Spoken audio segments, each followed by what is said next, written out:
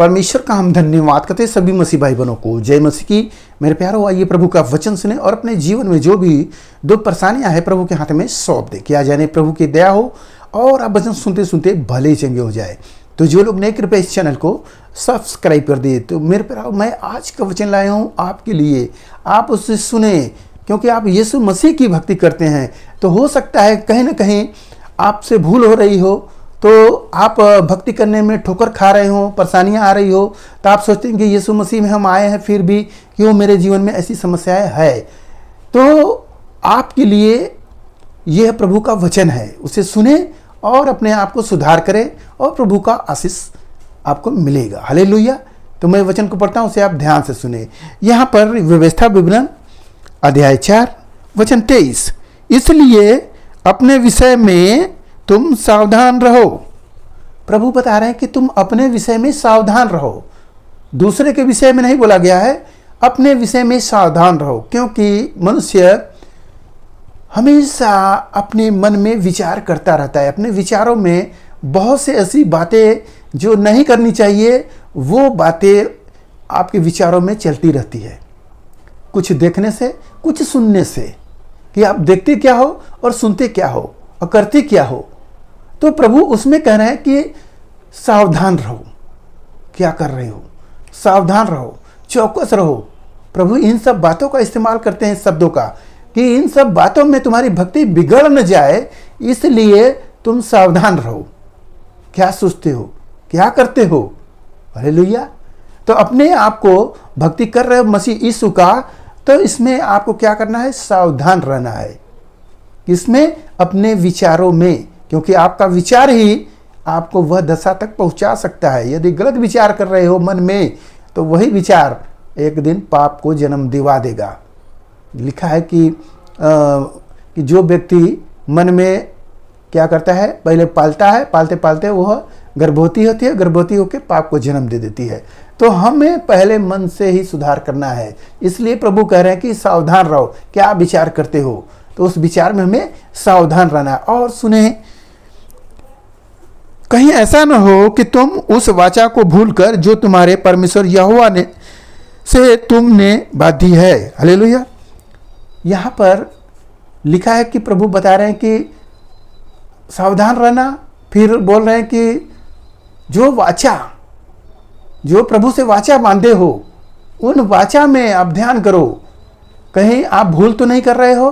जो परमेश्वर ने कहे कि वो प्रसाद मत खाना, क्या तुम उसको देखकर लालच करके प्रसाद तो नहीं खा रहे हो? क्या जिस जगह पूजा पाठ हो रहा है, क्या वहाँ बैठकर उसमें सहभागी तो नहीं हो रहे हो? या कोई चंदा मांगने आया और अपने बाबा बीबी का, तो क्या उसमें भी पैसे तो दे नहीं दिए? अगर ऐसा कर रहे हो तो वो वाचा को आप तोड़ रहे हो, जो परमेश्वर इस्राएलियों को वाचा दिए हैं कि यदि तुम मेरी वाचा को मानोगे, आज्ञाओं को मानोगे, तो यह वाचा रहेगी और मैं तुम्हें वो सब दूंगा जो वायदा का देश है। हालेलुया। तो आशीष वहीं मिलती है। जब हम गलत काम करते हैं तो आशीष रुकती है। हालेलुया।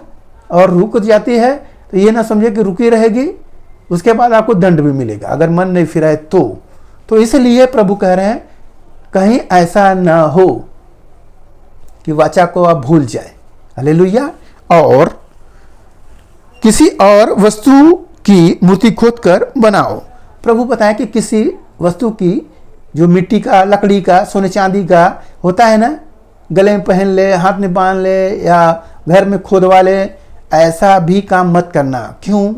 क्योंकि परमेश्वर, इस कहानी को आप शुरू में पढ़ेंगे तो वहाँ पर बताया गया है कि परमेश्वर आकाश से बातें करते थे, तो आवाज़ केवल आती थी, वहाँ पर चित्र नहीं आता था। तो वो अपने लोगों को सावधान कर रहे हैं कि तुम कहीं मूर्ति मत बनाना, फोटो की पूजा न करना, न आसमान के तारागण को दंडवत करना, न कि तुम जल की मछलियों को, चरने वाले जीव जंतुओं को, किसी भी प्रकार का तुम उसको दंडवत नहीं करना। क्यों बोल रहे हैं प्रभु? वो घृणित वस्तु है। यदि आप ऐसा कर रहे हैं तो प्रभु का दंड होगा। हालेलुया। मेरे प्यारों, हमें समझना चाहिए, यहाँ वचन लिखा है जिससे तुम्हारे परमेश्वर ने तुमको मना किया है। परमेश्वर ने इस बात के लिए मना किया है, मूर्ति पूजा, आराधना, दंडवत नहीं करना। मसीह यीशु में आने से के बाद सबको बता दिया जाता है कि जो आ जाते हैं उसको पहले यही नियम, मूर्ति को छोड़ना होगा तब आशीष मिलेगा। अगर मूर्ति पकड़ रहे हो तो जाओ, तुम्हारा मन दो तरफी हो गया।